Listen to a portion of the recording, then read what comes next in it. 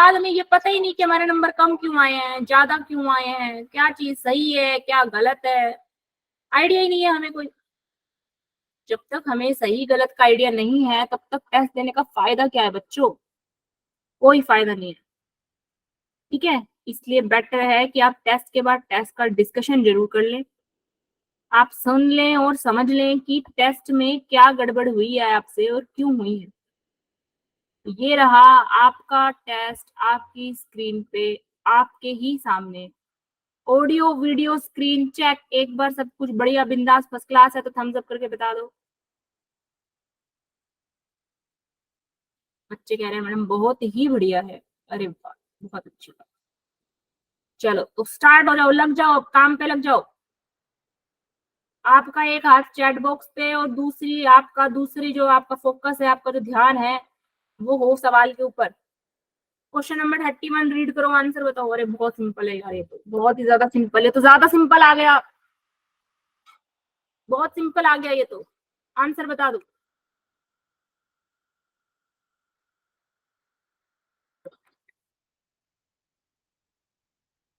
Answer बता दो बच्चों, ज्यादा सिंपल सवाल आ गया ये। कौन सा टैक्सन आपका मरीन और फ्रेश वाटर दोनों रिप्रेजेंट करता है? नाइजीरिया। अभी नाइजीरिया। चैट बॉक्स का इस्तेमाल करो, चैट बॉक्स का। मुझे आंसर सबके देखने हैं ताकि मुझे पता चले किसने आंसर सही दिया है किसने गलत। ABCD लिख दो चैट बॉक्स से। सबसे पहले जवाब आया है रत्नेश राठौड़ का, उसके बाद आयशा, फिर डिवाइन नाम से कोई दिव्य है, सुहानी, अनिक्षा। बहुत ही अच्छा, बहुत बढ़िया। की बैटिंग रहती है। क्या यार, जैकवाड निकल का है ना तो सपना टर्न ऑफ योर माइक्रोफोन। इस तरीके की गड़बड़ ना करें, बैकग्राउंड में अगर नॉइज है तो माइक्रोफोन को ऑन नहीं करें, चैटबॉक्स का इस्तेमाल करें। ठीक है, क्लास को डिस्टर्ब होने से बचाएं और क्लास में कॉपरेशन और डिसेंट और डिसिप्लिन बिहेवियर का एविडेंस दें। ठीक है, बहुत ही अच्छा, आप सबका जवाब बिल्कुल सही है। आप लोग बहुत अच्छा खेल रहे हैं। नहीं, अभी अभी बहुत अच्छा, क्या पता खेलेंगे या नहीं खेलेंगे तो आगे पता चले। बिल्कुल निडेरिया इसका सही जवाब है बेटा। इगाइनोडर्म्स जो है वो क्या है बच्चे? एक्सक्लूसिवली मरीन है, एक्सक्लूसिवली मरीन है बेटा ये। और टीनोफोरा भी बच्चे एक्सक्लूसिवली मरीन है। सिर्फ और सिर्फ नमकीन पानी में ही ये मिलते हैं, खारे पानी में मिलेंगे, समुद्री पानी में मिलेंगे, फ्रेश वाटर में ही नहीं मिलेंगे। अगला सवाल, आर्थ्रोपोडा का मेंबर इनमें से कौन है? देखो, सभी के आगे फिश लगा हुआ है पर सब के सब फिश नहीं है। पहचानो, पहचानो, बहुत अच्छा पहचान रहे हो तुम लोग, माहिर हो लगता है उस खेल में। वो पजल वाला जो खेल होता है तुम माहिर हो उसमें, बहुत अच्छा। सिल्वर फिश, सिर्फ नाम में ही फिश है, ये फिश है नहीं दरअसल। ये आर्थ्रोपोडा का मेंबर है, इंसेक्टा है ये, इंसेक्टा ग्रुप का मेंबर है ये। बहुत अच्छा खेल गए आप लोग, बहुत ही बढ़िया खेल रहे हो। उम्मीद है ऐसा खेल जारी रहेगा। क्वेश्चन नंबर 33 बताएंगे, क्वेश्चन नंबर 33 बताएंगे। 33 का जवाब देना शुरू कर दो अब। अर्थवर्म में इनमें से कौन सा फीचर है जो स्पेशल है? बहुत रत्नेश राठौड़ ने बहुत अच्छा जवाब दिया है, A. Very nice Ratnesh, very nice. सिर्फ रत्नेश को पता है, बाकी किसी को नहीं। निकिता आप कहिए मैम मुझको भी पता है, और बाकी के किसी बच्चे को नहीं पता। चलो बात कर लेते हैं इसकी, टिफ्लोसोल क्या होता है? बच्चे दरअसल क्या है, अर्थवर्म के डाइजेस्टिव सिस्टम में एक स्पेशल ऑर्गन है, या फिर आप कहें एक स्पेशल कंपार्टमेंट है जिसे टिफ्लोसोल बोलते हैं।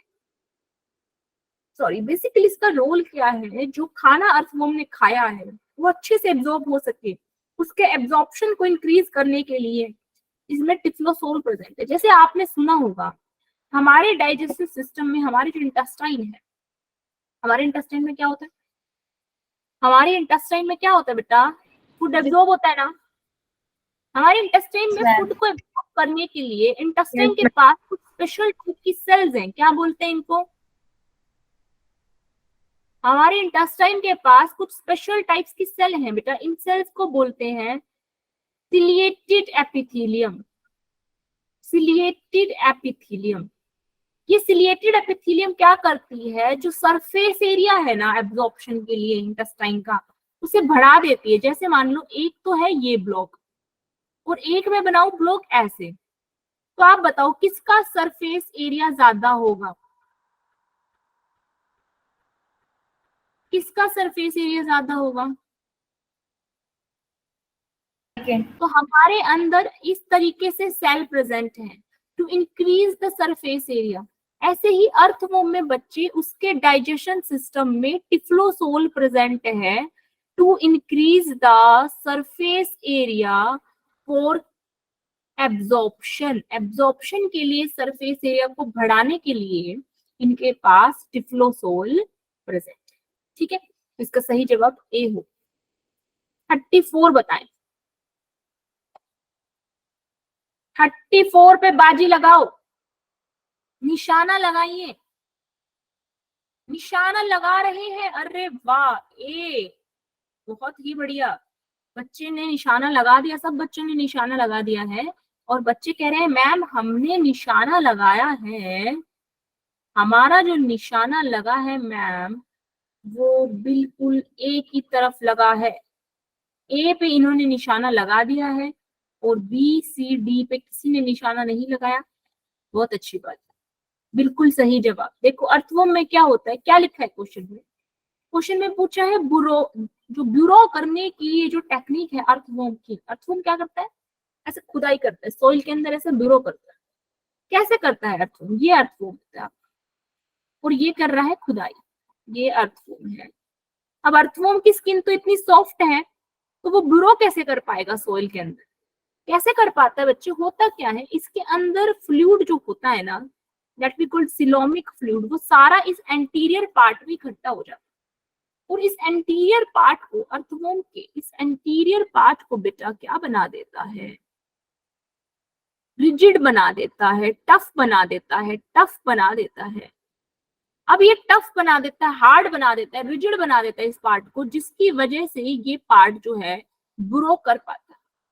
ये तो आपको पता होगा कि मान लो ये एक बैलून है, मान लो ये एक बैलून है, मान लिया, अरे मान लो में क्या जाता है, तुम कहो सर्कल है, अरे बैलून मान लो इसको एक बार। ये एक बैलून है और इसमें वाटर भर दिया, इसमें क्या भर दिया? वाटर। अभी वाटर भरने के बाद ये वाटर क्या करेगा, इस बैलून की सरफेस पे कुछ प्रेशर लगाएगा कि नहीं लगाएगा? लगाएगा कि नहीं लगाएगा? ये बेटा ये जो प्रेशर होता है ना, ये प्रेशर कहते हैं turgor pressure. Turgor pressure, same यही सिचुएशन इधर अर्थवॉर्म के साथ। यहाँ जो फ्लूइड अर्थवॉर्म ने इकट्ठा किया है, ये फ्लूइड इसकी वॉल पे प्रेशर लगा रहा है, और इसी टर्गर प्रेशर की सहायता से ये अर्थवॉर्म जो है बुरोविंग कर पा रहा है। ठीक है, तो इसका सही जवाब सिलोमिक फ्लूइड हो जाए। पेरिस्टाल्सिस तो बेटा ऐसे ऐसे ऐसे ऐसे मूवमेंट होती है ना हमारे ओइसोफेगस में, जैसे हम खाना खा रहे हैं तो खाना यहाँ से गले से फिर नीचे उतरता है, तो यहाँ मूवमेंट होती है ओइसोफेगस में, उस मूवमेंट को पेरिस्टाल्सिस बोलते हैं। तो पेरिस्टाल्सिस एक मूवमेंट है, ब्लड इनमें होता ही नहीं बेटे। सीटे इनमें क्या है? तो अपेंडेजेस है। ठीक है, ब्रोविंग में इनका कोई रोल नहीं। 35, क्वेश्चन नंबर 35 ट्राई।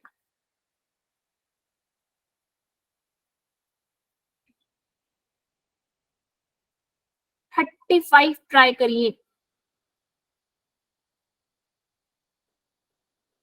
हाँ जी, रत्नेश कह रहे हैं, हाँ रत्नेश, हाँ जी हाथ उठाया रत्नेश। ये आप सब 35 का आंसर दे रहे हैं, ए मुझे, अच्छा 35 का ए आंसर दे रहे हैं आप, बहुत अच्छी। और कोई जवाब? बिल्कुल सही जवाब दिया है आपने 35 का, A is the right answer. A is the right answer. कैसे ए सही जवाब कैसे है?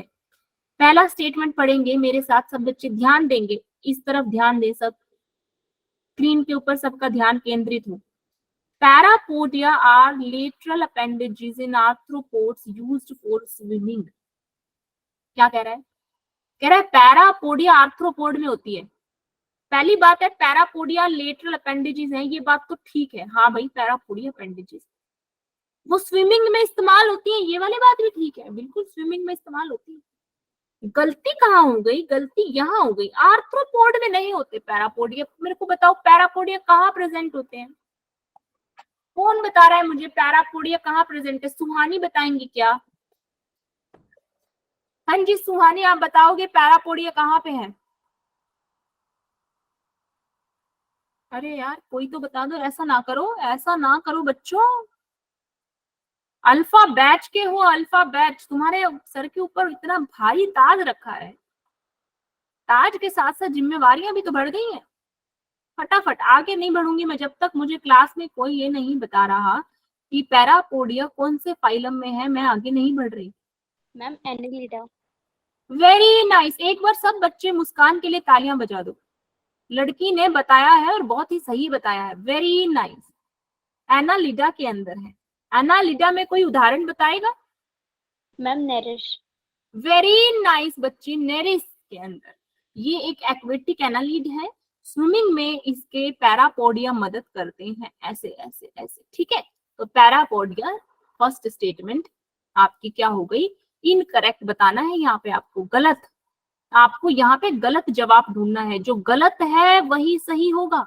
जो बच्चा गलत पे निशाना लगाएगा वही सही रहेगा। गलती से जो सही को खोजने निकल गया, ऐसे सवालों में वो गलत हो जाएगा। तो पहले इनकरेक्ट को सर्कल कर लिया करो ताकि आपको पता रहे आप कौन सा ढूंढना है, इनकरेक्ट स्टेटमेंट ढूंढना है। स्टेटमेंट 2 पढ़ो। Respiring mouth like organ present in mollusc. नाम बता दो मुझे। मोलस्क के अंदर जो रेस्पिंग माउथ लाइक ऑर्गन है बच्चे, उसका क्या काम, नहीं सॉरी उसका क्या नाम है? पहले नाम बताओ। रेड्यूला। वेरी नाइस, कौन सी बच्ची ने बताया? नाम तो देख लूं मैं जरा, क्या नाम बेटा आपका? मैम मुस्कान। दोबारा से मुस्कान बाजी जीत ले जा रही है। बाकी के सब बच्चे कहाँ हो आप? शहजादी, सुहानी, पीयूष, नवनीत, रत्नेश, बच्चे आप लोग देख लो, अब संभाल लो अपने अपने ताज को। बिल्कुल मुस्कान ने सही जवाब दिया है, रेड्यूला। और रेड्यूला का बच्चे काम क्या है? रेड्यूला का काम क्या है? वेरी नाइस, लड़की बाजी मारती जा रही है। लड़कियां वैसे भी आजकल आगे हो गई हैं, यूपीएससी के अंदर तो रिकॉर्ड ही ब्रेक कर दिए हैं। पिछले 2-3 सालों से लगातार टॉपर कौन रह रहा है? गर्ल्स पावर जो है। बॉयज आप कहो कि ऐसी कोई बात नहीं है मैम, ये तुक्के की बात हो जाती है, कभी बॉय भी फर्स्ट आ जाता है, कभी गर्ल भी फर्स्ट आ जाती है। इससे आप मैम जज ना करें हमारी क्षमताओं को, बिल्कुल मैं नहीं कर रही हूँ। आप लोग बस जवाब दे दीजिए, सब जवाब दीजिए, ठीक है। किसी को यहाँ पे क्षमताओं पे किसी की संदेह नहीं किया जा रहा है। किसमें इन्वॉल्व है बच्चे? फीडिंग में इन्वॉल्व है, एक्सक्रीशन में इन्वॉल्व नहीं है। स्टेटमेंट क्या हो गया? स्टेटमेंट गलत हो गया। हमें क्या ढूंढना है? गलत ही ढूंढना है। स्टेटमेंट 3 देखो, एस्केलमिन्स आर डायोशियस। बताओ, आप बताओ सही है क्या? एस्केलमिन्स डायोशियस है? डायोशियस है, बिल्कुल डायोशियस है। डायोशियस माने? डायोशियस माने separate gender, separate sexes. Separate sexes, बिल्कुल, जैसे कि ह्यूमंस के अंदर होते हैं, male sex is separated from the female sex. तो जहाँ पे sex is separated that is dioecious, तो एस्केलमिन्स क्या है? डायोशियस। एक और शब्द का इस्तेमाल यहाँ पे मैं कर रही हूँ, देखते हैं कितने बच्चों को इसके बारे में पता है। ये एक और शब्द का इस्तेमाल हम कर रहे हैं, डाइमॉर्फिज्म। डाइमॉर्फिज्म क्या होता है? डाइमॉर्फिज्म कौन बताएगा? हाथ खड़ा करो।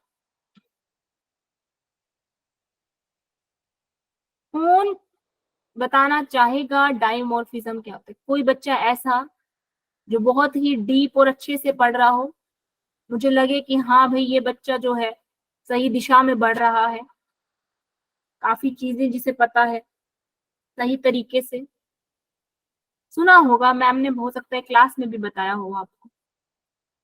देखो शब्द में ही अर्थ छिपा हुआ है। डाई माने 2।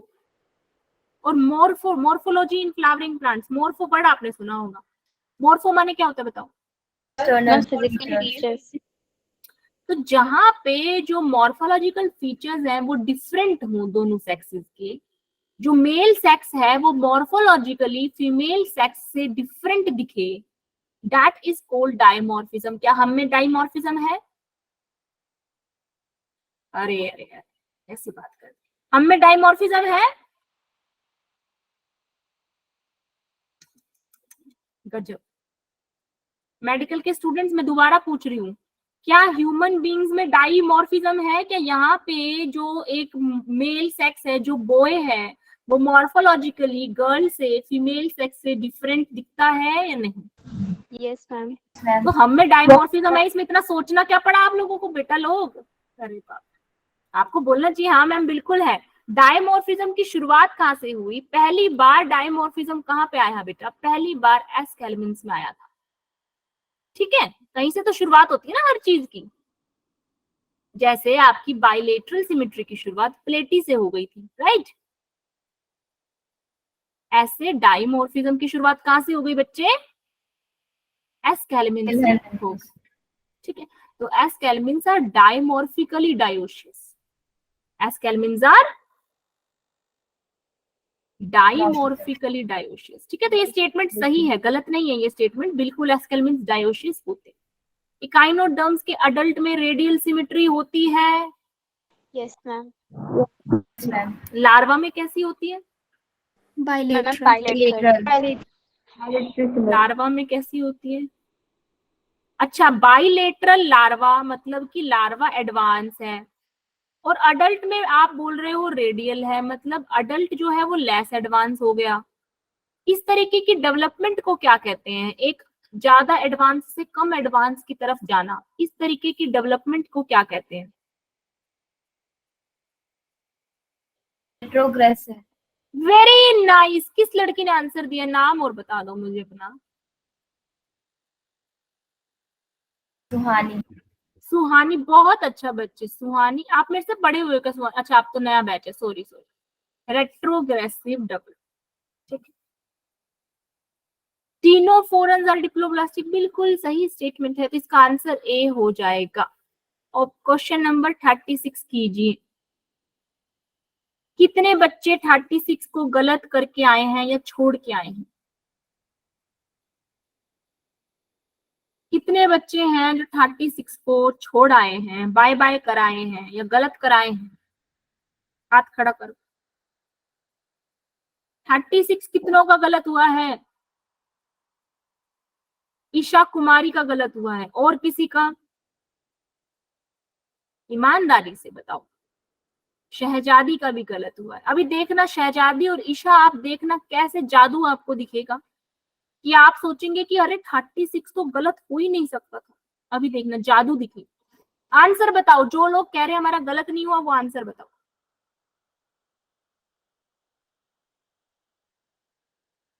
बहुत अच्छा, पीयूष आंसर दे रहे हैं।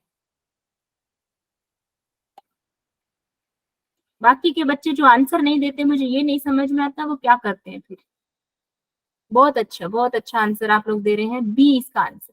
अब देखो, जो बच्चे कह रहे हैं कि हमारा मैम ये गलत हो गया, या अगर कोई ऐसा जो ये डर के मारे नहीं बता रहा, हालांकि डर तो किस बात का है, डंडे अलाउ नहीं है, ठीक है, ऊपर से ऑनलाइन क्लास है, थोड़ा बहुत गुस्सा आएगा तो यही कैमरे पे से बोल दूंगी आपको, क्या ही बिगाड़ लूंगी मैं आप लोगों का बेटा, क्या ही बिगाड़ लूंगी?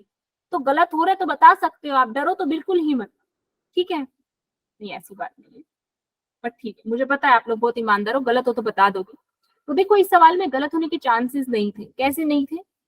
मान लेते हैं आपको ये सवाल नहीं आता, लेट सपोज अपन मान लेते हैं कि भाई अपने को नहीं पता मैडम, हमें नहीं पता इक्स्टियोफिस क्या है, और मैडम हम भूल गए, लैम्प्रे भी भूल गए, हमें याद ही नहीं आ रहा था पेपर में जोलेस वर्टिब्रेट कौन है कौन नहीं, हमें याद नहीं आ रहा मैडम, बताओ नहीं आ रहा हमें याद। अब हम कैसे सही करें इस सवाल को? देखो, आपको कुछ भी याद नहीं, जब भी सही कर लेते हैं आप। लिम्बलेस रेप्टाइल, अब इधर 5 ऑप्शन लिखे हैं, इन 5 में से रेप्टाइल कौन है ये तो अंधा भी बता देगा। मान लो चलो आपको नहीं भी पता, तो ये बात तो आप किसी से भी पूछ लो, कोई भी बता देगा कि कोबरा जो है वो एक सांप है, और सांप रेप्टाइल में आते हैं।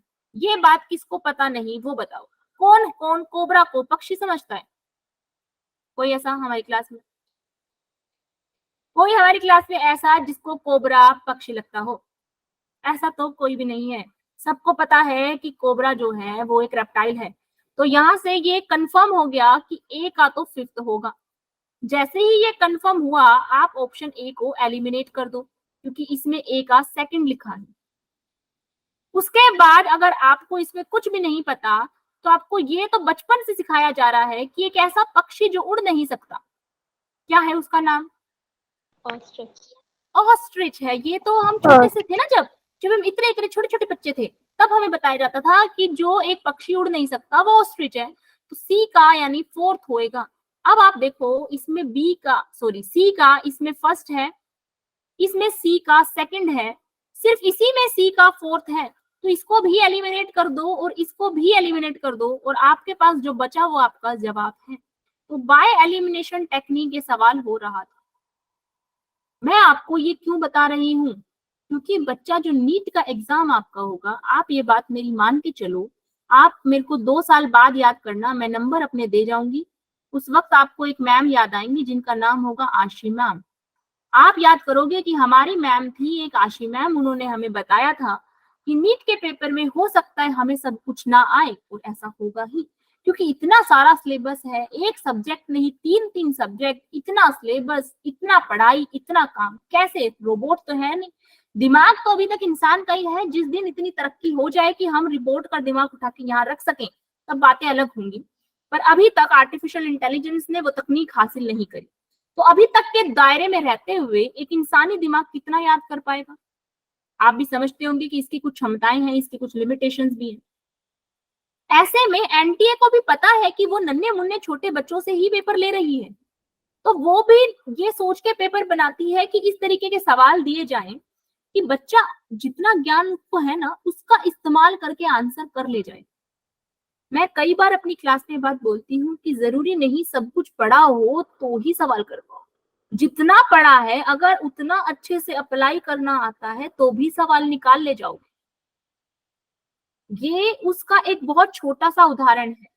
ऐसे बहुत उदाहरण मैं अपनी क्लास में बच्चों को बताती हूँ, जहां पे आपको ये क्लास में ही सीखना होता है कि कैसे जो आपको आता है, जितना आपने पढ़ा है, जितनी आपकी बुद्धि में समाया हुआ है, उस ज्ञान को कैसे अप्लाई करो कि आपका सवाल बन जाए।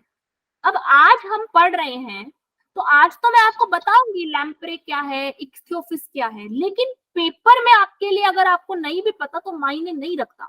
वहां आपके लिए मायने रखता है 4 नंबर का सवाल।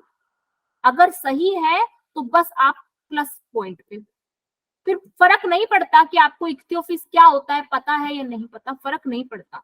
आपने बस ये 4 नंबर कमाने, और इनको कमाने की कई तकनीक होती है, उसमें से एक तकनीक ये भी है। तो इसका इस्तेमाल अभी से करना स्टार्ट कर दें ताकि आप हैबिचुअल हो जाएं। आपको बता दूं, वैसे इक्थियोफिस जो है बच्चे, एक एम्फीबियन है, लिम्बलेस एम्फीबियन है बेटा ये। अगर आप इक्थियोफिस को कभी देखोगे तो आप पहचान नहीं पाओगे कि ये सांप है या एम्फीबियन। ये बिल्कुल ट्रांसपेरेंट एक स्नेक की तरह लगता है, इसकी ना हाथ होते ना पैर होते, ऐसे ही पड़ा होता है। जोलेस वर्टिब्रेट लैम्प्रे हमें पता ही है, हम पढ़ते हैं। टेरेस्ट्रियल एनिमल, इनमें से फिर हमें एक बच्ची के दिखाई दे रहा है एलिफेंट, लार्जेस्ट टेरेस्ट्रियल। ठीक है, क्लियर? सभी को क्लियर है? Yes, ma'am. अगला सवाल जो है वो बहुत सिंपल है। मैं अगला सवाल नहीं समझा रही हूँ, इसमें कुछ समझाने जैसा है नहीं। ठीक है, हम इसे स्किप कर रहे हैं। किसी को कोई डाउट है तो पूछ ले। आगे चलते हैं।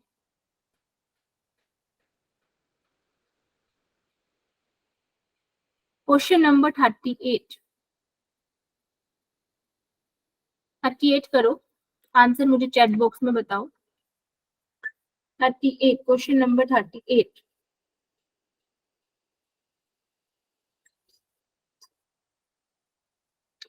शहजादी कह रही है एक।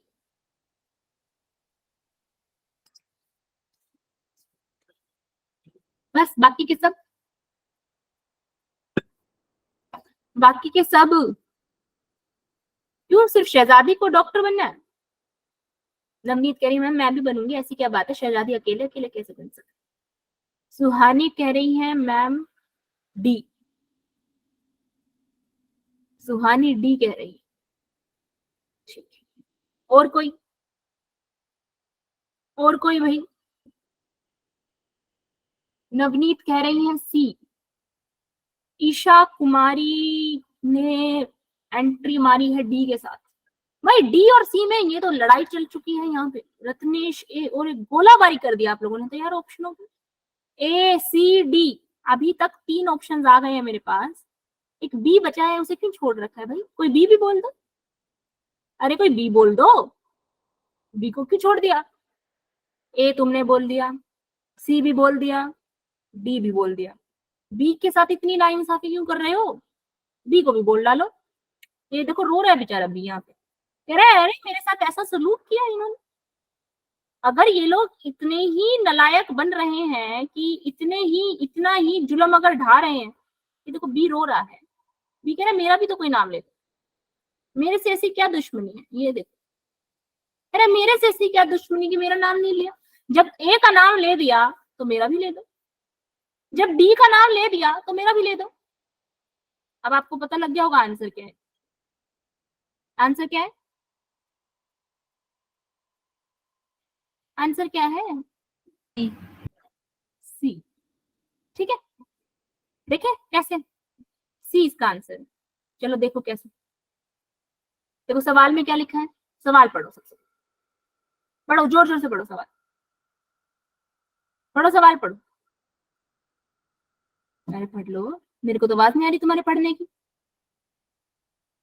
बच्चों आप लोगों की आवाज सुना दो मुझे। अपनी मधुर वाणी को कब तक बचा के रखोगे आप? करें कौन से एल्बम के लिए बचा रखा?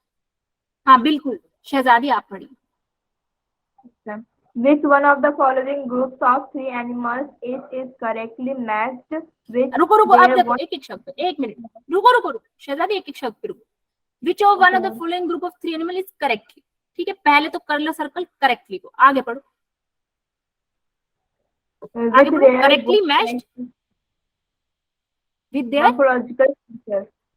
वन कैरेक्टरिस्टिक मॉर्फोलॉजिकल फीचर, मतलब कि अपने को ग्रुप को मिलाना है उसके मॉर्फोलॉजी के साथ। यही बात है, बताओ यही बात Yes, है ma'am. सवाल में, यही बात है। अब बताओ इस सवाल में ऐसा क्या था कि आप लोगों ने इतनी जंगे छेड़ दी?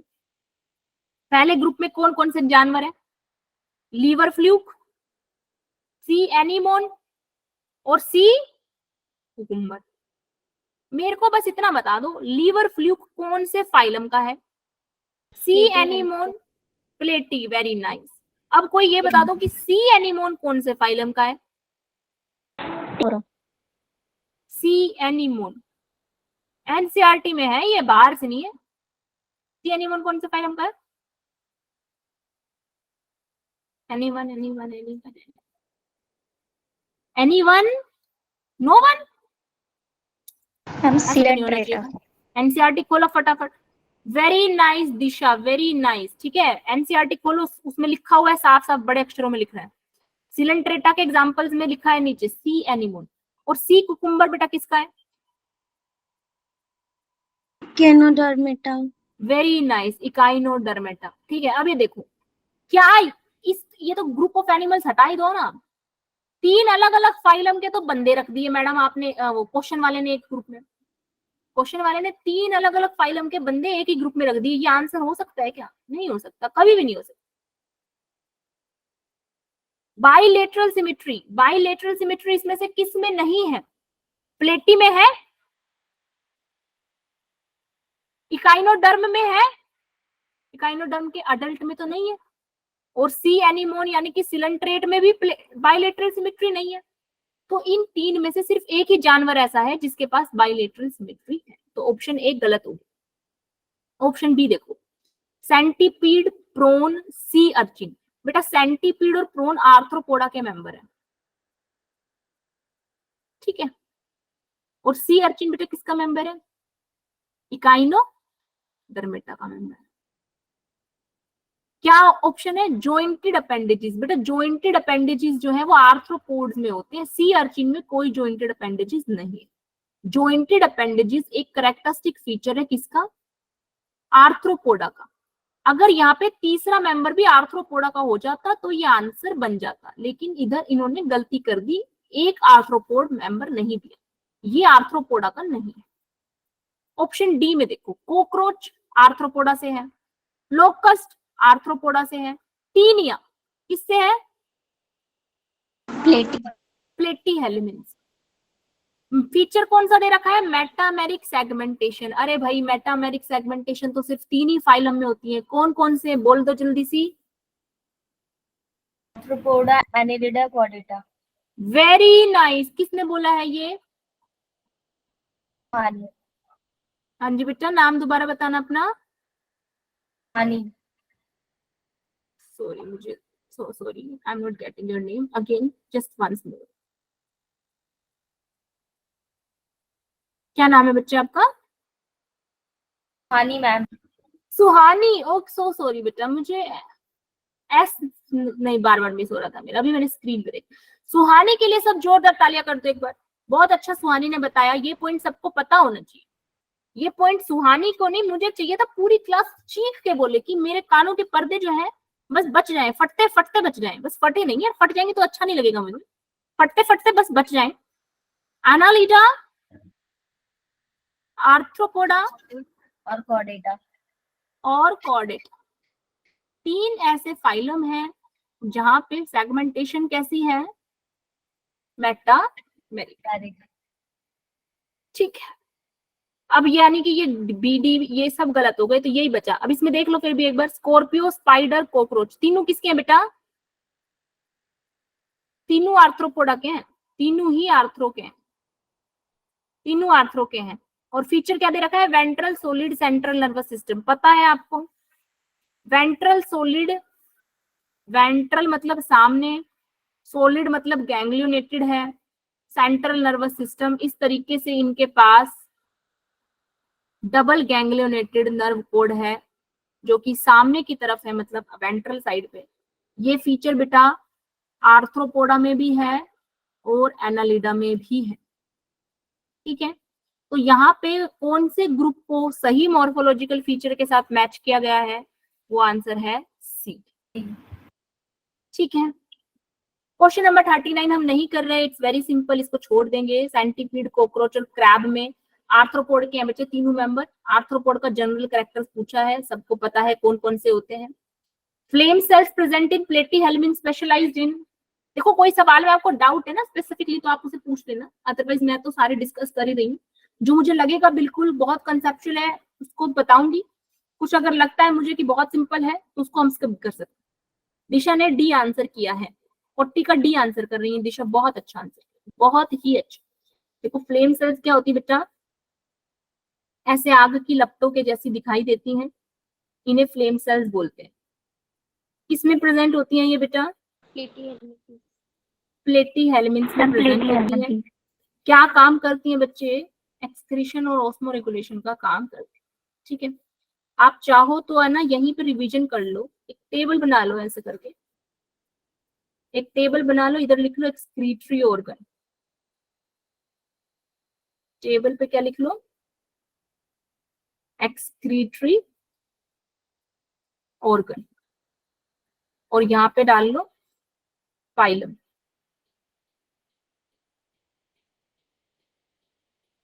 यहाँ पे डाल लो फाइलम, ठीक है।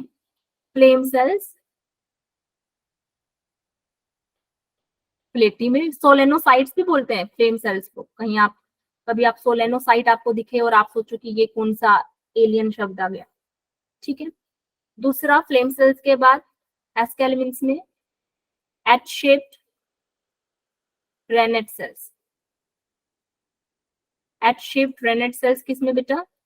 एस्केल्मिन्स में। उसके बाद एस्केल्मिन्स के बाद बोलो कौन सा फाइलम? एनालिडा में एक्सक्रीटरी ऑर्गन कौन सी? नेफ्रीडिया, क्या याद होनी चाहिए आपको सारी, ठीक है। उसके बाद malpighian corpuscles, malpighian tubules, malpighian tubules किसमें? आर्थ्रोपोडा में, ठीक है। इस तरीके से टेबल आप बना सकते हो, पूरी टेबल कर लेना आप लोग। तो कुल मिला के व्हाट आई वांट टू से इज कि आपको एक्सक्रीटरी ऑर्गन्स याद होने चाहिए सबके। ठीक है, नेक्स्ट सवाल करो 41। 41 का बताओ।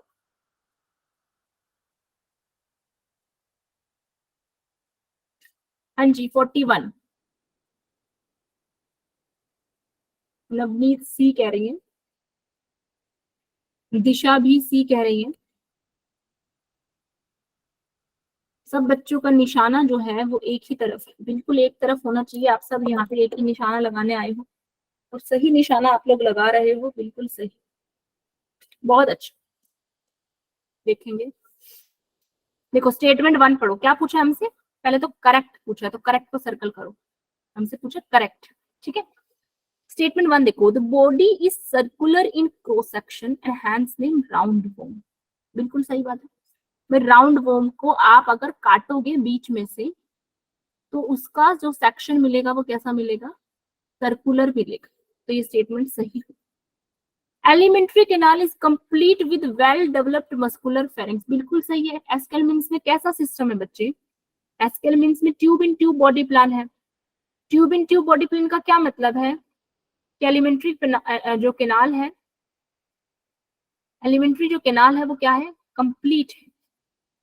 और स्टेटमेंट 3, सेक्सेस आर सेपरेट। बिल्कुल सेपरेट है। अभी हमने ऊपर भी देखा एस्केलमिन्स में सेक्सेस क्या है बेटा? Separate. Nephridia help in osmo regulation. अभी देखो ये अभी अभी जस्ट मैंने आपको रिवाइज करवाया है। नेफ्रीडिया की जगह क्या है एस्केलमिन्स में?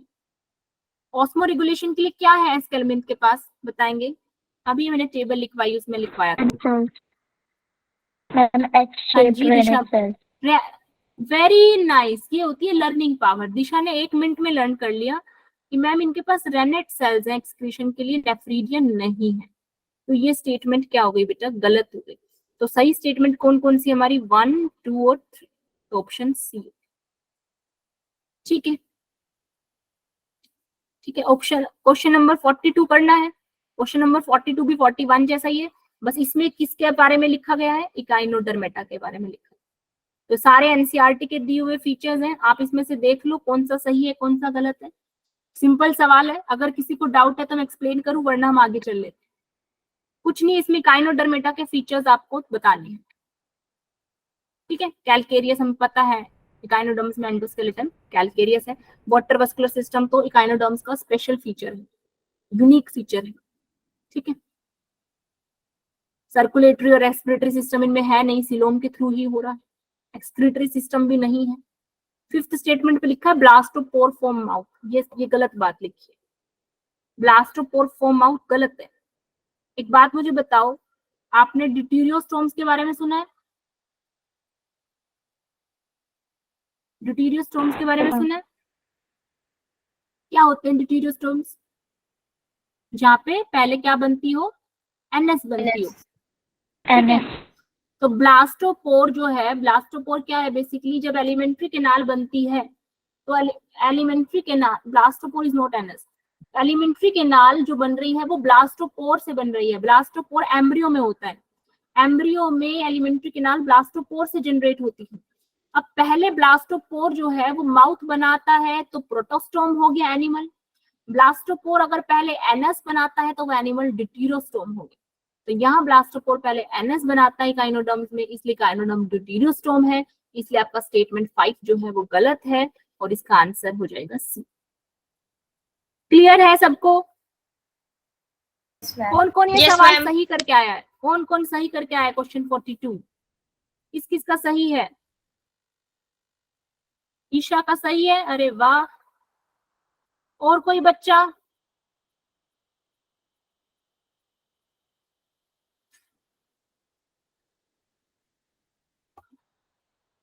दिशा का भी सही है, बहुत बढ़िया। पीयूष का भी सही है। डिवाइन नाम से कौन है बच्चा? उसका भी सही है, बहुत अच्छी बात है। और जिन बच्चों का गलत है उनको समझ में आ गया क्यों गलत हुआ आपका? क्वेश्चन 43 देखेंगे। देखो ये सवाल बहुत आने लग गए आजकल एनिमल किंगडम से ना, एग्जाम्पल बेस्ड सवाल एनिमल किंगडम से बहुत ज्यादा आ रहे हैं। अगर आप पिछले साल देखोगे कुछ प्रीवियस ईयर, तो ट्रेंड में आएंगे सवाल। देखो कपड़े ट्रेंड के हिसाब से पहनते हो कि नहीं पहनते, तो तैयारी भी ट्रेंड के हिसाब से किया करो। पहले क्या था, कॉन्सेप्चुअल सवाल आ जाया करते थे एनिमल किंगडम से, हाइपोथेटिकल सवाल आ जाया करते थे। अब सिर्फ क्या आ रहे हैं, अब सिर्फ एग्जाम्पल बेस्ड सवाल बहुत ज्यादा आ रहे हैं। तो आपको पता होना चाहिए कि मेरे को तो एग्जाम्पल बहुत अच्छे से करने हैं, क्योंकि मैं अब की जनरेशन का बच्चा हूँ और आजकल एनटीए जो है वो एनिमल किंगडम में से एग्जाम्पल बेस्ड सवाल बहुत डाल रहा है। तो ट्रेंड के हिसाब से तैयारी करो, कपड़े जैसे ट्रेंड के हिसाब से पहनते हो तैयारी भी किया करो बच्चे, ऐसे नहीं है, ठीक है। डेंटालियम टस्क सेल बिल्कुल सही है। आंसर बता दो पहले तो मुझे 43 का, फटाफट 43 का आंसर बता दो मुझे जल्दी सी, किस किस का सही हुआ है ये आंसर। मैं बता देती हूँ, इसका आंसर ए होगा। किस किस का सही हुआ है कोई जिसका सही हुआ हो? नवनीत का सही हुआ है। देखो कैसे करना है इस सवाल को। डेंटालियम बेटा टस्क सेल, सही बात है। डेंटालियम है ना, हाथी के दांत के जैसा दिखता है, ऐसा हाथी के दांत के जैसा दिखता है बेटा डेंटालियम, इसलिए इसे एलिफेंट टस्क सेल भी बोलते हैं। गोरगोनिया को बेटा सी पैन नहीं बोलते, सी फैन बोलते हैं, ठीक है। और फ्यूरा सी कुकुम्बर नहीं होता, विचीरिया हुकवोम नहीं होता, एंटीडोन सी लिली होता है। विचीरिया को कॉमन नाम है इसका फिलैरियल वोम, इसे फिलैरियल वोम बोलते हैं बेटा, फिलैरियल वोम विचीरिया बैनक्रॉफ्टी को, ठीक है। तो इसका आंसर क्या हो जाएगा, ए हो जाएगा। क्वेश्चन नंबर 44 तो डिस्कस करने लायक ही नहीं है, ये तो कोई जो बच्चा दूर से देखेगा ना वो भी पहचान लेगा इसको। देखो गौर से देखो, ड्राई और कॉर्निफाइड स्किन सिर्फ इस ऑप्शन में लिखा है भाई। इनके लिए तो सबसे जो वर्ड सबसे ऊपर एनसीईआरटी ने जो सबसे ऊपर वर्ड यूज किया है वो क्या यूज किया है कि दे हैव ड्राई और कॉर्निफाइड स्किन, ठीक है। तो रेप्टाइल्स का कोई आपसे कैरेक्टर पूछेगा तो आंसर क्या है इसका, डी, ठीक है। क्वेश्चन 45 भी बहुत आसान है। अच्छा क्वेश्चन 46 ट्राई करेंगे, थोड़ा सा इंटरेस्टिंग है। क्वेश्चन 46 का बताओ मुझे क्या करके आए हो। मछली जल की रानी है और जीवन उसका पानी है, बिल्कुल है। पानी से बाहर निकालते ही वो मर जाएगी, लेकिन हाथ लगाने से वो डरेगी नहीं। अगर आप उसे बाहर निकालो और आप उसके हाथ लगाओ तो आपको पता चलेगा कि उसके पास कितनी फिन्स होती, और आपको पता चलेगा उसके पास कितने तरह तरह की फिन्स होती। बिल्कुल सही जवाब दे रहे हो आप लोग, ए इसका सही जवाब है। देखो देखो ये हाथ एक मछली है, ठीक है। अब देखो इस हाथ एक मछली, इस पे फिन्स देखो कितनी होती। एक फिन होती है यहाँ पे, इसे क्या बोलते हैं बेटा, ये मछली है, ये इसकी डोर्सल सरफेस है, ये वेंट्रल सरफेस है। मैं कह रही हूँ एक फिन यहाँ है, इसे क्या बोलते हैं? Caudal fin. नहीं नहीं नहीं, कॉर्डल तो होती है टेल पे जो फिन होती है, यहाँ पे डोर्सल सरफेस पे यहाँ पे एक सिर्फ एक फिन है, एक खाली single fin, that is called dorsal fin. ऐसे ही वेंट्रल सरफेस पे बच्चा एक फिन है, single fin, this is called ventral fin. जैसे हमारे पास दो हाथ हैं और दो पैर हैं, तो हमारे हाथ यहाँ शोल्डर से जुड़े हुए हैं, this is pectoral Gilder, pectoral गिर्डल। ऐसे ही हमारे पैर, हमारी जो थाई बोन है, जो थाइस कनेक्टेड है जो हमारी, दैट इज कॉल्ड पेल्विक गिर्डल। मछली में हाथ की जगह पे जो दो फिन्स हैं they are called pectoral fin. पैर की जगह पे भी दो फिन्स हैं, they are called pelvic fin. पूंछ की जगह पे एक फिन है, this is called caudal fin. Dorsal surface पे एक फिन है, that called dorsal fin. Ventral पे एक फिन है, this is called ventral fin. कई बार ऐसे भी पूछ लेते हैं कि कौन सी फिन पेयर्ड है और कौन सी अनपेयर्ड, तो बता दो डॉर्सल फिन, आप बता दो पेयर्ड है कि अनपेयर्ड। अरे डोर्सल फिन अभी अभी मैंने बताया, अभी इतनी देर से चिल्लाया मैंने, बताओ dorsal fin. Unpaired. Paired fin कौन कौन सी है मछली जल की रानी में?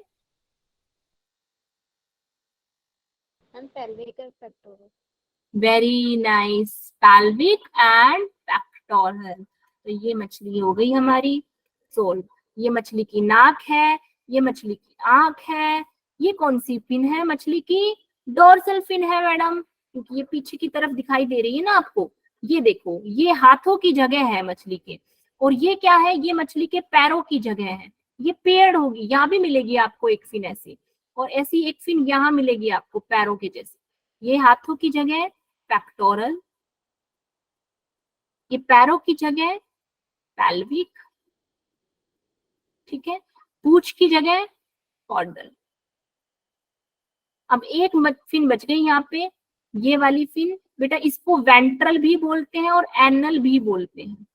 इसे, इस वाली फिन को बेटा वेंट्रल भी बोलते हैं और एनल भी बोलते हैं। भाई एनस आखिरकार वेंट्रल सरफेस पे ही तो होती है, एनस जो होती है वो वेंट्रल सरफेस पे ही तो होती है। तो वेंट्रल बोल लो चाहे एनल बोल, क्लियर है। ऑप्शन क्या हो जाएगा 46 का? समझ में आ गई बात कि नहीं आई? Yes ma'am. ठीक है, अच्छा मेरे को अभी ना क्वेश्चन नंबर 55 का आंसर बताओ। क्वेश्चन नंबर 55 अटेम्प्ट करके देखो।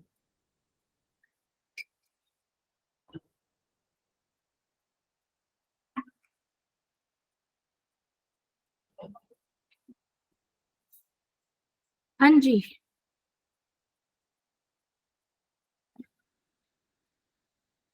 आंसर आ रहे हैं क्या?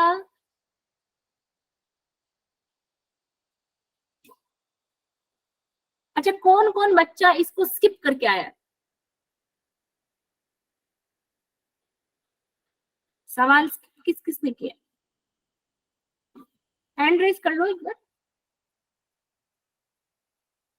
दिशा ने किया है और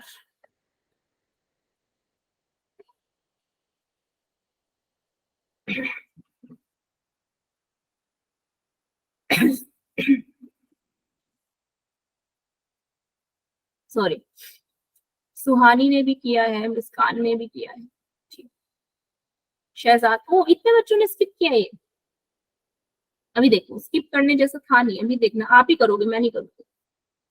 हम मानते हैं, चलो हम मान लेते हैं एक बार हमें 55 नहीं आता। एक बार ऐसे करें कि हमें 55 आता नहीं और फिर करते हैं इसको। देखो कैसा लगेगा आपको कि पेपर में आपको कोई सवाल आता नहीं और आपको सही करिए, तो कैसा लगेगा आप बताओ, हाउ विल यू फील? बताओ। मैम कोई बहुत अच्छा सवाल, लगेगा।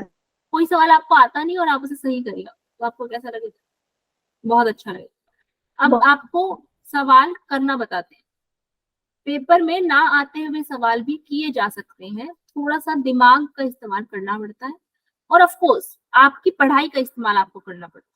मतलब आपने जो चीजें पढ़ी हुई हैं उनका आपको इस्तेमाल करना पड़ता है, तब सवाल किए जा सकते हैं। मान के चलो नीट में सारे सवाल नहीं आएंगे आपको, लेकिन जो बच्चा पढ़ के गया है 2 साल, मेहनत करके गया है, किताबें पढ़ी हैं जिसने, वो बच्चा अपने पढ़े हुए ज्ञान का इस्तेमाल करके पेपर में सवाल कर आता है। जो बच्चा फर्स्ट आता है, इसका मतलब ये नहीं उसे सब कुछ आता है, नहीं, उसने 2 साल जो पढ़ा है उसे, उसको अच्छे से यूज करना आता है, ये मतलब। अब इस सवाल को करते हैं, आप ही करोगे, मैं नहीं करूंगी। बस मुझे इतना बताओ, डिटीरियोस्टोम से आप क्या समझते हो? आप थोड़ा बहुत जो भी समझते हो वो बताओ। मैम पहले एनस फॉर्म होगा और देन माउथ। पहले एनएस फॉर्म होता है फिर माउथ, ये बात सब जानते हैं डिटीरियोस्टोम के बारे में? Yes ma'am. सब जानते हैं, बहुत अच्छी बात, बहुत ही अच्छी बात। चलो अब देख लो, बस आप ये बात जानते हो, सवाल डुएबल है। स्टेटमेंट 1 पढ़ो आप, ब्लास्टोपोर डेवलप्स इनटू माउथ। अब आपको नहीं पता ब्लास्टोपोर क्या होता है, कोई बात। Second opening forms at the other end of archenteron. आपको नहीं पता आर्किटिरोन क्या है, नहीं पता आपको कि आर्किटिरोन एक प्रिमिटिव एलिमेंट्री कैनाल है जो एम्ब्रियो में बनती है, ठीक है। तो एम्ब्रियो में पहले आर्किटिरोन बनता है जो एलिमेंट्री कैनाल में लेटर ऑन डेवलप हो जाता है। आपको ये बात नहीं पता, लेकिन फिर भी आप कर लोगे, क्यों? क्योंकि इसमें लिखा हुआ है कि ब्लास्टोपोर पहले माउथ बनाता है और बाद में सेकंड नंबर पे, सेकंड दूसरा वो देखिए, तुमने मूवी देखी है वो अलादीन, उसमें उसको दूसरा वर्ड पसंद नहीं होता, वो कहता है दूसरा। तो वही सेकंड पे आपका फोकस जाना चाहिए कि सेकंड ओपनिंग जो है, कह रहे हैं एनस है। ये बात तो डिटीरियोस्टोम के लिए गलत होनी चाहिए कि सही होनी चाहिए? आपने अभी बोला डिटीरियोस्टोम में मैम पहले एनस बनती है, मैम गलत। गलत होनी चाहिए ना। तो अब क्या फर्क पड़ता है कि आपको ब्लास्टोपोर पता है या नहीं पता, आर्किनचिरोन पता है या नहीं पता, आपने तो पहचान लिया ना ये स्टेटमेंट गलत है। कर दो एलिमिनेट। कौन से ऑप्शन को मैं एलिमिनेट कर दूं बताओ इसमें? Ma'am option A. Option A eliminated. आगे बढ़ते हैं। Mesoderm splits to form coelom. Mesoderm टूट के सिलोम बनाती है, उनको क्या बोलते हैं? मेरे को डिसअपॉइंट मत करना, सबको पता होगा। एनसीईआरटी ने 3 ही सिलोम बताई है, ए सिलोमेट, सूडो सिलोमेट और यू सिलोमेट। जहां मीजोडर्म टूट के सिलोम बनाए, पाउचेस में जहां सिलोम होती है, क्या बोलते हैं उनको? सिलोमेट। स्यूडोसिलोमेट। ये बात आपको पता है कि नहीं पता? मैम। तो यस मैम। क्या इनको क्या जहां पे मीजोडर्म टूट के सिलोम बनाती है उन्हें डिटेरोस्टोम बोलते हैं क्या? बोलते हैं उनको डिटेरोस्टोम? उनको तो सूडोसिलोमेट बोलते हैं ना। तो ऑप्शन बी सही हुआ है, गलत है। सवाल में हमसे डिटेरोस्टोम के बारे में पूछा है ना, तो ऑप्शन बी गलत हो। बताओ कौन सा ऑप्शन एलिमिनेट कर दूं अब? Ma'am option C. कर दूं एलिमिनेट? कर दूं ना? कौन से ऑप्शन बच गए आपके पास? ऑप्शन आप देखो आप कहाँ पहुंच गए। ये 2 ऑप्शन एलिमिनेट करते ही 50-50 वाली लाइफलाइन आपने यूज कर ली बच्चे। 50-50 वाली लाइफलाइन आपने यूज कर ली। अब एक मेरे को बात बताना, ऑप्शन बी और डी में सी और डी जो है वो कॉमन है कि नहीं? Yes ma'am. तो क्या मुझे सी और डी को देखने की जरूरत है? No ma'am. नहीं मैम। मैं आपको क्या कर रही हूँ, मैं आपको बेटा अप्रोच समझा रही हूँ। पेपर में अप्रोच कैसी कैसी अप्रोच यूज करनी पड़ती है। सवाल तो समझा दूंगी मैं बता दूंगी आपको ब्लास्टोपोर क्या है, आर्किनटिरोन क्या है, मैं बता दूंगी आपको। क्लीवेज किसे कहते हैं मैं बता दूंगी। पर बात ये है कि मैं आपको बता दूंगी, आप सुन लोगे, फिर अगले पेपर में एक और सवाल आएगा, आप कहोगे मैम मेरे को वो नहीं आता था, मैं फिर वो बता दूंगी, आप वो भी सुन लोगे।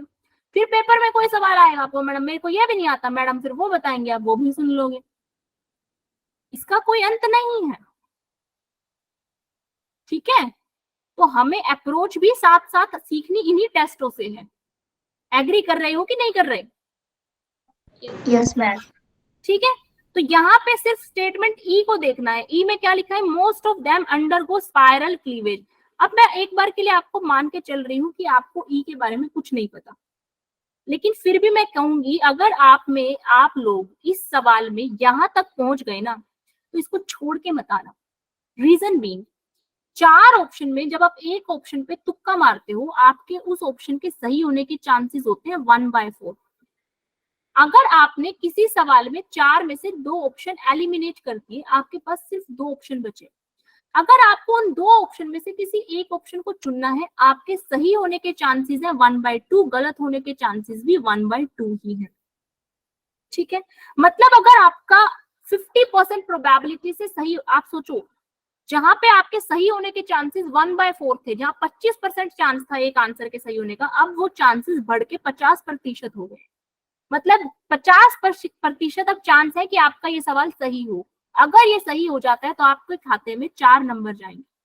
लेकिन वहीं आप कहोगे मैडम अगर ये गलत हो जाता है तो 1/4 की नेगेटिव मार्किंग है, आप छोड़ के आओगे तो 4 नंबर तो आपके कटेंगे। ऐसे सवाल में आप रिस्क उठा सकते हो। देखो, पेपर को करने की स्ट्रेटेजी समझो। आप हर सवाल में रिस्क नहीं उठा सकते, हर सवाल में तुक्का नहीं मारना। और इसे तुक्का नहीं बोलते, इसे बोलते हैं एजुकेटेड गैस। आपकी पढ़ाई लिखाई का इस्तेमाल आपने करके ऑप्शन 1 को एलिमिनेट किया है, आपकी पढ़ाई लिखाई इस्तेमाल करके आपने ऑप्शन 2 एलिमिनेट किया है। तो ये तुक्का किसी भी एंगल से नहीं है, ये है एजुकेटेड गैस, पढ़ा लिखा हुआ अंदाजा लगाना। ऐसे सवाल लगते हैं पेपर के अंदर। इस सवाल पे अगर आप सही कर जाते हो तो +4, गलत कर जाते हो तो 4 नंबर तो छोड़ने पे भी आपके कटते, आपका चलो 1/4 और कट जाएगा। इसमें आपका कुछ बहुत बड़ा घाटा नहीं होगा। मैं कहीं भी ये नहीं कह रही हूँ, प्लीज डोंट मिसअंडरस्टैंड दिस, गलत मत समझ लेना मेरी बात को। मैं ये बिल्कुल नहीं बोल रही नेगेटिव मार्किंग होती है तो सवालों को कुछ भी करिए आओ, आप बहुत बड़े लॉस में चले जाओगे, नहीं करना। मैं आपको फर्क समझा रही हूँ, कहाँ आप एक थोड़ा सा रिस्क उठा सकते हो, कहाँ नहीं उठा सकते। जहां 2 सवाल आपने अपने दिमाग को चला के एलिमिनेट करे, उस सवाल को मत छोड़ के आओ, उसको अटेम्प्ट करके आओ, क्योंकि वहां चांसेस आपके सही होने के बढ़ गए हैं। अगर वो सवाल सही चला गया तो 4 नंबर मिलेंगे आपको, गलत चला गया तो ठीक है, 4 नंबर तो छोड़ के आओगे, जब भी कटेंगे, लेकिन फिर भी मिलने की मात्रा ज्यादा है कटने के कंपैरिजन में। ऐसे सवाल में फायदे का जो चांस है, मुनाफे का जो चांस है वो ज्यादा है। तो please do attempt such question. जहां आप एलिमिनेशन से 2 ऑप्शन हटा पा रहे हो, उन क्वेश्चन पे रिस्क उठा लो, ठीक है। तो इस पे पहली बात, इसे स्किप नहीं करके आना, ऐसे सवाल इसको करके आना। जहां 50% बच्चे ऐसे सवाल स्किप करेंगे, वहां पे आप उन 50% से आगे चले गए। उन 50% बच्चों का तय है 4 नंबर कटना, पर आपके पास 50% चांसेस हैं कि आपको शायद 4 नंबर एक्स्ट्रा मिल जाए, ठीक है। ऑप्शन ई जो है इसमें गलत है, वैसे मैं आपको बता देती हूँ। इसका आंसर जो है वो बी है बेटा। ऑप्शन ई गलत इसलिए है क्योंकि ये आप पढ़ोगे 12th में। एम्ब्रियो जब डेवलप हो रहा होता है तो पहले बनता है जाइगोट। जाइगोट एक सेल का होता है, एक सेल से 2 सेल, 2 से 4, 4 से 8 सेल डिवाइड करती है। इसे क्लीवेज बोलते हैं। कई तरीके के क्लीवेज होते हैं एम्ब्रियो में। जब एलिमेंट्री केनाल बन रही होती है उस टाइम उनमें स्पाइरल क्लीवेज नहीं चल रहा होता, ठीक है। तो most of them undergo spiral cleavage. ये एक गलत स्टेटमेंट हो गया, इसलिए इसका आंसर है बी, ठीक है। यानी कि क्लीवेज उस टाइम इंटरमीडिएट टाइप का चल रहा होता है। और the process of coelom formation is enterocoely, मतलब यू सिलोम जो है, यू सिलोम बन रही होती है उस टाइम। डिटीरियोस्टोम्स जो एनिमल्स हैं जिनके अंदर पहले एनस बनती है बच्चे, उनकी सिलोम जो है वो यू होती है, ट्रू सिलोम उनमें होती है, ना एसिलोम ना pseudocoelom, true coelom, they have true coelom. Enterocoely मतलब ट्रू सिलोम, ठीक है। नहीं भी पता तो भी सवाल को कर सकते हैं। बात समझ में आई? थोड़ा बहुत आइडिया लगा किस तरीके से सवाल अप्रोच करते हैं? थोड़ा आइडिया लगा? Yes, ma'am. Yes, ma'am. Yes. ठीक है। इस तरीके से ट्राई करना अगले पेपर में कुछ कोशिश करके, आपको पता चलेगा आप कितना कर पा रहे हो। अच्छा, यहाँ पे 3 सवाल है, इन 3 में से बताओ कौन सा समझाऊं, किसमें डाउट है? 56, 57, 58। 56. 56 समझा दे, ठीक है।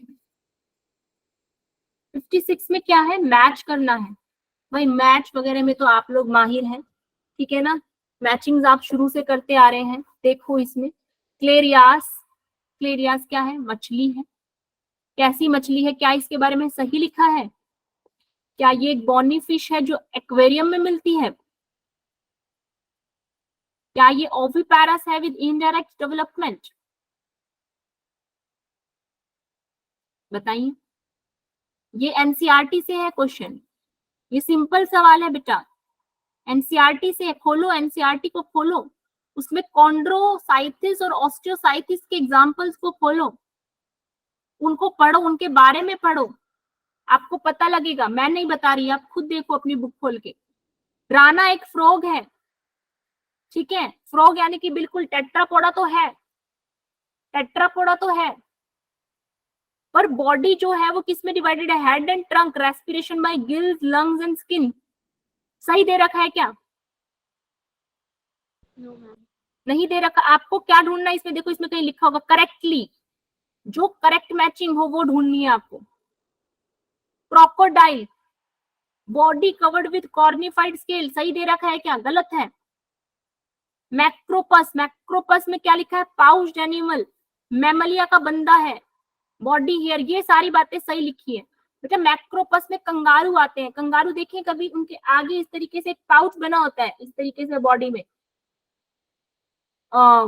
For the embryo, sorry for the egg laying, वहां पे उनके एग डेवलप करते हैं। पाउच्ड एनिमल है वो, पाउच बना होता है उनके आगे बॉडी में, वेंट्रल सरफेस पे।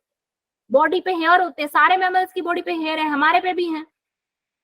एक्सटर्नल ईयर और पोस्ट एनल टेल जो होती है, पोस्ट एनल टेल बेटा कैरेक्टरिस्टिक फीचर है।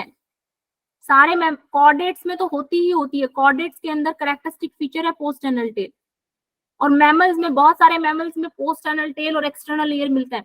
External ear and post anal tail ये दोनों ही फीचर्स हैं मैमलिया के, ठीक है। तो ऑप्शन डी में सब कुछ सही दे रखा है, देख लो फिर, ऑप्शन डी इज करेक्ट, ठीक है। क्लियर सबको? Yes, ma'am. ठीक है। 57 और 58 में तो कोई दिक्कत नहीं है। No, ma'am. 59 देखेंगे और 60 59 में किसी को दिक्कत है? Question 59 Yes, ma'am. 59 देखो, एक बात मुझे बताओ, ये मुझे पता था नहीं आता होगा आपको, कोई बात नहीं, ये सवाल बहुत सारे बच्चों को नहीं आता, कोई दिक्कत नहीं है। इस तरीके के सवाल भी कभी कभी आ जाते हैं। एक्चुअली है क्या, देखो जो क्रोकोडाइल होता है ना, उसमें हार्ट होता है 4 चैम्बर। अच्छा, आपने कभी, इसको यहाँ से शुरू करते हैं, आपने कभी ऐसा सुना है कि दिल में छेद होता है कुछ लोगों के? Yes, ma'am. Ma'am. Yes, क्या ma'am. मतलब है उसका, दिल में छेद का क्या मतलब है? एक्चुअली होता क्या है, हमारा जब एम्ब्रियो डेवलप कर रहा होता है ना, तो हम अपने एंसेस्टर्स को शो करते हैं, मतलब अपने सारे पूर्वजों को रिपीट करते हैं। अगर आप एक ह्यूमन का एम्ब्रियो निकालो अर्ली स्टेज में, तो आपको मेंढक से कम नहीं दिखेगा, वो मेंढक के जैसा ही दिखेगा, आप फर्क नहीं कर पाओगे। तो बेसिकली हमारे अंदर हार्ट 4 चैम्बर है, लेकिन जब एम्ब्रियो बनता है उसमें 3 चैम्बर होता है शुरू में, फिर 3 से 4 चैम्बर बनते हैं। अब जब 4 चैम्बर बन जाते हैं ना, तो जो डिवाइडर होता है, चौथा चैम्बर जो बनता है, इसके बीच में एक होल होता है, यहाँ पे एक होल होता है। ये होल क्या शो करता है? होल शो करता है कि किसी वक्त हमारे पूर्वज थे, उनमें हार्ट 3 चैम्बर का हुआ करता था, ठीक है। तो एक छेद आ गया बीच में, 4 चैम्बर्स में एक चैम्बर के बीच में छेद आ गया, ताकि वो एक चैम्बर जो है कनेक्टेड रहे, वो 2 अलग अलग ना दिखे, एक ही दिखे। एम्ब्रियो के टाइम पे जैसे जैसे एम्ब्रियो डेवलप होता है, ये छेद भर जाता है, ये छेद क्या हो जाता है? भर जाता है। जिन लोगों में भरता नहीं, उनमें दिल में छेद कहलाता है, ठीक है। तो जब तक बेबी जन्म लेता है, छेद भर जाता है और हमारे पास पूरा 4 चैम्बर का हार्ट होता है। ऐसे ही क्रोकोडाइल के अंदर भी बेटा 4 चैम्बर जब बन रहे होते हैं, तो एक फोरामन क्या बोलते हैं उसको, जो छेद आपका बना है बाद में वो भर जाता है, एक होल होता है, 2 चैम्बर के बीच में एक होल होता है, उसी को फोरामन ऑफ पैनिजे बोलते हैं। इसका नाम क्या है? फोरामन ऑफ पैनिजे। ह्यूमन में इसका दूसरा नाम है, आप पढ़ोगे डिटेल में, जब आप चैप्टर्स पढ़ोगे ना सर्कुलेटरी सिस्टम, तब आपको मैम पढ़ाएंगी, जो भी मैम आपको पढ़ा रहे होंगे वो बताएंगे, ठीक है। तो ह्यूमन में इसका दूसरा नाम है फोरामन ऑफ पैनिजे, क्रोकोडाइल में बोलते हैं। तो ये बात मैं मान के चल रही हूँ, आपको नहीं पता होगी, कोई दिक्कत नहीं है, ऐसे कुछ सवाल हो जाते हैं जो थोड़े से जो है एक्सटर्नल चीजें टच करते हैं। इन सवालों के पीछे निराश नहीं होना पर, 1-2 सवाल पेपर में ऐसे होते ही हैं, तो उन पे ये नहीं सोचना कि ओहो मेरी तैयारी ये है वो है, नहीं, आपको जो इन्फॉर्मेशन मिल रही है बस आप उसे ऐड कर लो, ठीक है। क्वेश्चन नंबर 60 देखेंगे, 60 का आंसर बताओ मुझे, 60 का आंसर बताएंगे? हाँ जी, 60 का आंसर बता दो। बी कह रहा है कोई? B option. बी, रत्नेश ने बी कहा है, सुहानी ने भी बी बोला है। बी बोला है सुहानी, डी बोला है? बॉम्बे कि दिल्ली? देखो इसका आंसर बी होगा, रत्नेश का सही है। एक्चुअली सिफेलोपोड्स में एक क्षमता होती है अपने आप को बचाने की, ये इनका डिफेंस मैकेनिज्म है। क्या करते हैं बेटा ये लोग, क्या करते हैं, इनकी जो मेंटल होता है ना, मेंटल, इनके मेंटल में क्रोमेटोफोर्स होते हैं। ये क्रोमेटोफोर्स क्या करते हैं, ये क्रोमेटोफोर्स कुछ ऐसे केमिकल्स रिलीज करते हैं जिसकी वजह से ये सिफेलोपोड अपनी सराउंडिंग के जैसे दिखने लगते हैं। मतलब अगर इनकी सराउंडिंग में नीला रंग है, तो ये अपने आप को उस कलर में ढाल लेते हैं कि इनकी सराउंडिंग के जैसे ही ये दिखने लगते हैं, ताकि कोई प्रे अगर इन पर अटैक करे तो इनको पकड़ ना पाए या पहचान ना पाए। तो बेसिकली ये इनका एक डिफेंस मैकेनिज्म है, ठीक है, जो ये यूज करते हैं। तो इनकी मेंटल की जो आउटर लेयर है उसमें क्रोमेटोफोर्स होते हैं, जिनको ये अपनी एक्सटर्नल सराउंडिंग में ब्लेंड माने मिक्स, अपनी सराउंडिंग से मिक्स होने के लिए ये यूज करते हैं, और ये इनका एक डिफेंस मैकेनिज्म। क्लियर है? सबको अच्छे से समझ आया जितना मैंने समझाया? पहले ही बताओ, अभी तक जितना समझाया वो समझ में आया, दिमाग में गया, सब अच्छे से गया? ठीक है, चीजें क्लियर हुई? ठीक है, तो पेपर को अप्रोच करने का तरीका हमने सीखा और साथ ही साथ हमने सवाल भी सीखे। ठीक है, आज की क्लास में हम इतना ही करेंगे। नेक्स्ट आपका शिवानी मैम कंटिन्यू करेंगी। एक बार मैं आपकी अटेंडेंस और ले लेती हूँ। ठीक है, कोई डाउट है तो आप लोग पूछ लो and then we will end the class.